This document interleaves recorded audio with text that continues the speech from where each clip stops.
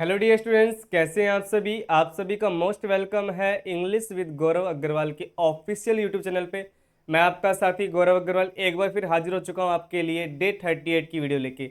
Already आपने thumbnail देख लिया होगा कि एडवांस सेंटेंसेस कि आज आपके लिए हम जो क्लास लेके आए हैं उसमें कुछ एडवांस सेंटेंस के बारे में बात करने वाले, किस प्रकार से हमारी सिंपल लैंग्वेज को, हमारी सिंपल इंग्लिश को हम एक एडवांस लेवल पे ले जा सकते हैं। तो चलिए बिना किसी देरी के स्टार्ट करते हैं आज की क्लास को। सबसे पहले सेंटेंस है हमारा कि जब हमें अंग्रेजी में बोलना हो कि मन करता है, मन कर रहा है, यानी कि इच्छा होना, या मेरा मन कर रहा है कि मैं वहां चला जाऊं, या मेरा मन कर रहा है कि मैं घर चला जाऊं, या मेरा मन कर रहा है कि मैं सो जाऊं, या मेरा मन कर रहा है कि थोड़ा बहुत पानी पी लेता हूँ, या मेरी इच्छा है कि मैं मंदिर जाके आ जाऊं। जब इस प्रकार के आप सेंटेंस बोलें तो उनको किस प्रकार से आप इंग्लिश में बोलेंगे, तो उसके बारे में हमें जानना है। तो देखिए, इस प्रकार के अर्थ को प्रकट करने के लिए हमें जो नीचे दिया गया जो स्ट्रक्चर उसको ध्यान में देखना है। जो आपका जो स्ट्रक्चर होने वाला है वो क्या होगा डियर स्टूडेंट्स, कि सब्जेक्ट लेना है, फिर फील लाइक, और आपकी जो वर्ब है उसमें आईएनजी लगाना है, और लास्ट में ऑब्जेक्ट। कुछ भी नहीं करना, सब्जेक्ट प्लस फील लाइक, आपकी वर्ब की फोर्थ फॉर्म, यानी कि वर्ब के साथ में आईएनजी और लास्ट में ऑब्जेक्ट। जैसे मन कर रहा है सो जाऊं, तो सबसे पहले सब्जेक्ट क्या है। अब यहाँ पर आप एक चीज बताइए कि इसमें सब्जेक्ट नहीं दे रखा ना, लेकिन काम कौन कर रहा है, आप कर रहे हो, तो सब्जेक्ट खुद आप हो जाओगे, तो आए, तो क्या हो गया इसमें आए। उसके बाद में फील लाइक, और सो जाऊं तो यानी कि sleeping. I feel like sleeping, मेरा मन सोने का कर रहा है, या मेरा मन कर रहा है कि मैं सो जाऊं, या मेरा मन सोने का कर रहा है। तो इस प्रकार के सेंटेंस में जैसे अब मैं बोलूं फॉर एग्जाम्पल कि डियर स्टूडेंट, जैसे मैंने कहा कि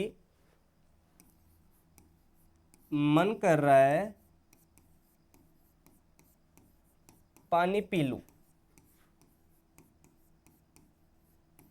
ठीक है। तो अब यहां पर सेंटेंस बोला मैंने, मन कर रहा है पानी पी लूं, तो सबसे पहले क्या होगा, I feel like drinking water. I feel like drinking water. बड़ा इजी, कोई दिक्कत नहीं ना। बड़े सिंपल वे में आप इन टाइप के सेंटेंस को बना सकते हो, I feel like drinking water. Next sentence ले लेते हैं, कोई दिक्कत नहीं है, आगे और ले लेंगे, बहुत सारे सेंटेंस बनाएंगे।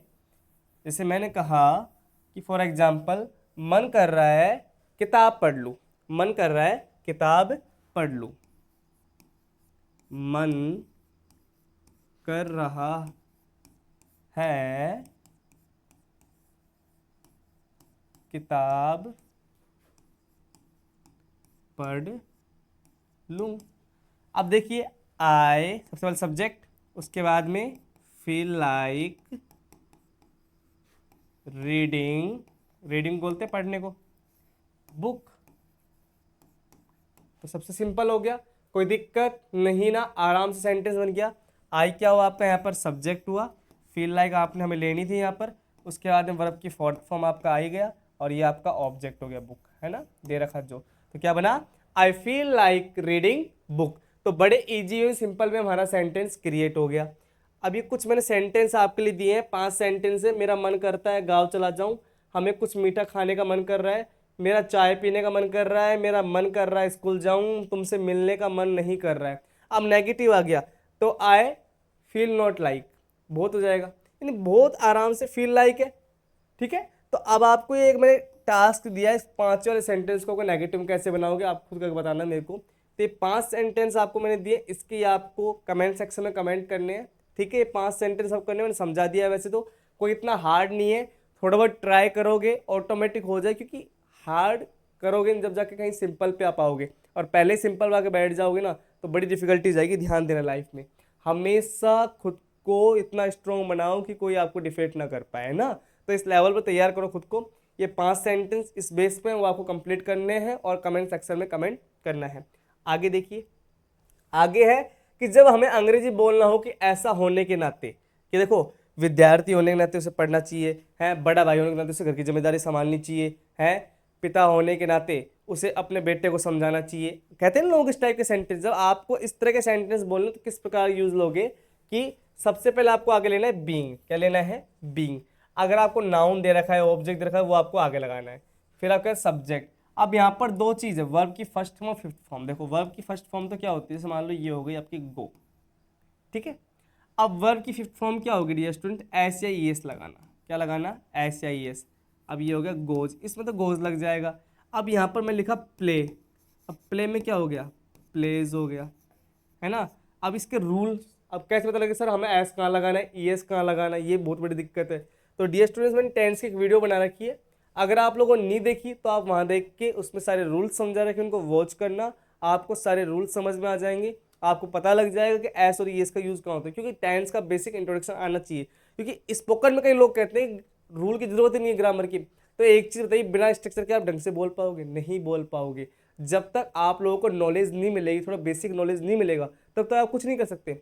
हाँ, मैं मानता हूँ कि ज़्यादा ग्रामेटिकल स्पोकन में काम नहीं आता, लेकिन बेसिक नॉलेज बहुत बड़ी ज़रूरी है लाइफ के अंदर, क्योंकि बेसिक नॉलेज जब तक आप नहीं लोगे तब तक आप नहीं कर पाओगे। और ग्रामर तो बल्कि समझ लीजिए, ग्रामर वो चीज़ है जो आपको रूल्स रेगुलेशन एक साइंटिफिक वे में, यानी कि एक पर्टिकुलर वे में समझाता है आपको, एक तरीके से, ठीक है। और एक आप बिना ग्रामर करोगे तो कहीं ना कहीं गलतियां होंगी स्पोकन में भी, और हमें स्पोकन को बड़ा स्ट्रांगली बनाना है, इसलिए ना, ताकि आपकी ग्रामर भी स्ट्रांग हो जाए, स्पोकन भी स्ट्रांग हो। तो एक से दो काम हो रहे हैं आपके, एक पंथ दो काज, यानी कि आम के आम गुठलियों के दाम वाले काम चल रहे हैं आपके।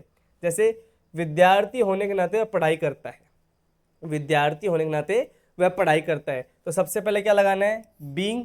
अब यहाँ पर जो भी आपका सब्जेक्ट ऑब्जेक्ट है, अब यहाँ पर तो ऑब्जेक्ट आ गया विद्यार्थी, ठीक है, तो ए स्टूडेंट यहाँ पर ऑब्जेक्ट है, ठीक है, ए स्टूडेंट।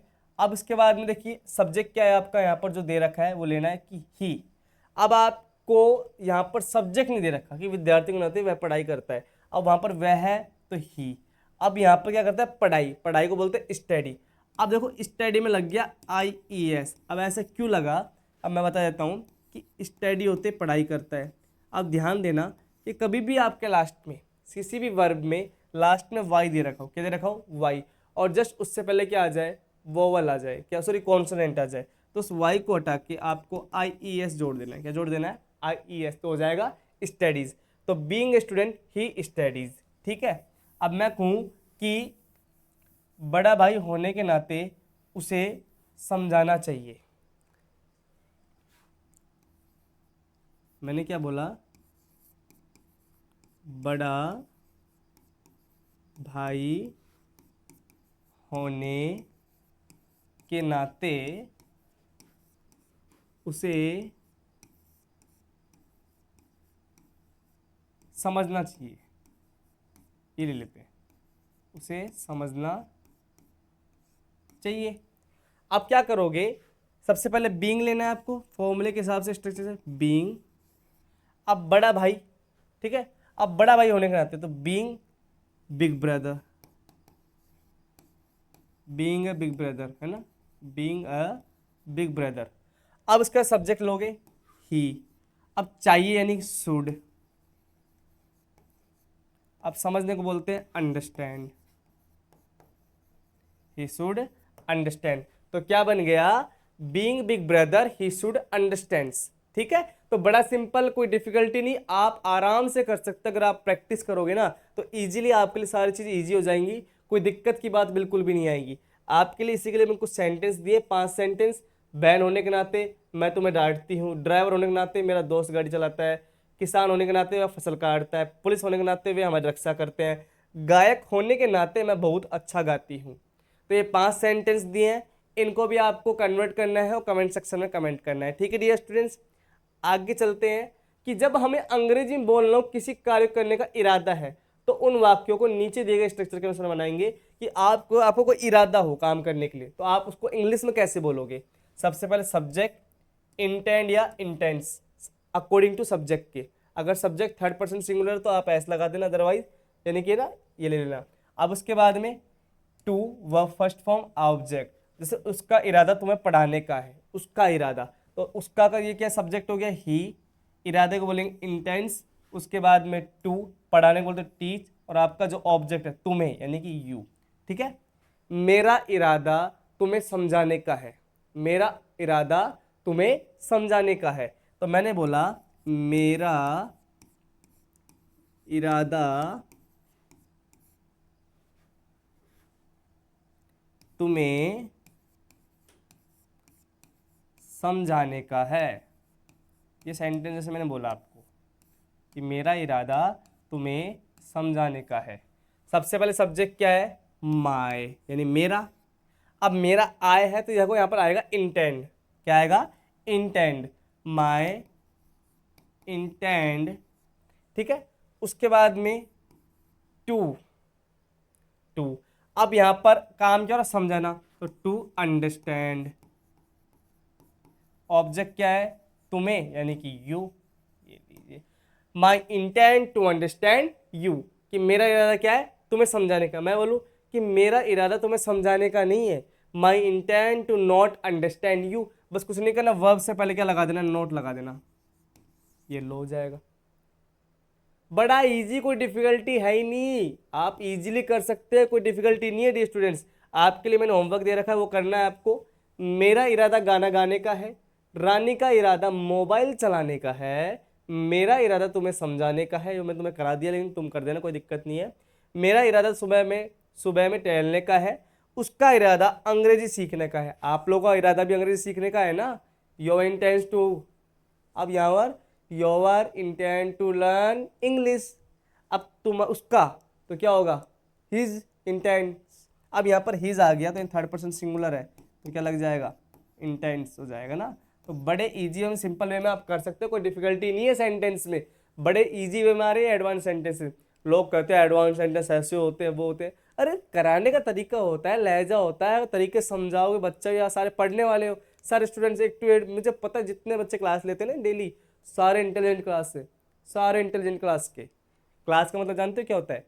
मतलब एक प्रकार वो नहीं बुद्धिमान कक्षा, वो नहीं। क्लास का मतलब होता है ग्रुप, कि जितने बच्चे होते हैं सारे एक इंटेलिजेंट क्लास से आते हैं, कहते हैं रिच क्लास से आते हैं, भाई रिच क्लास के बच्चे हैं ये, है ना, अमीर परिवार के जो होते हैं, इस प्रकार कहते हैं क्लास। तो देखो अलग आ गया लैंग्वेज में। तो इस प्रकार से आप जैसे क्लास ज्वाइन करोगे, आप आराम से वीडियो लेक्चर्स आप डेली ज्वाइन करोगे, टाइम पे लोगे, पर डे आप वर्कशीट करोगे, तो आराम से ऑटोमेटिक आपके क्लासेज में जो आपके इंप्रूवमेंट आएंगे, खुद आप चेंजेस देखोगे यार वास्तव में बहुत कुछ चेंज मैंने ले लिया अपनी लाइफ में। तो डियर स्टूडेंट्स, आज की क्लास में से इतना ही, मिलेंगे डे नेक्स्ट की वीडियो में। तो आप लोगों को जो मैंने वर्क दिया है उसको करना है। चैनल पे न्यू है तो क्या करोगे? सब्सक्राइब करोगे, वीडियो को लाइक करना है, और जो आपको होमवर्क दिया उसको कमेंट सेक्शन में जरूर डालना, और वीडियो को ज़्यादा से ज़्यादा शेयर करना। ठीक है डियर स्टूडेंट्स, मिलते हैं नेक्स्ट वीडियो में। तब तक के लिए जय हिंद, जय Bharat, be happy, God bless you, bye bye.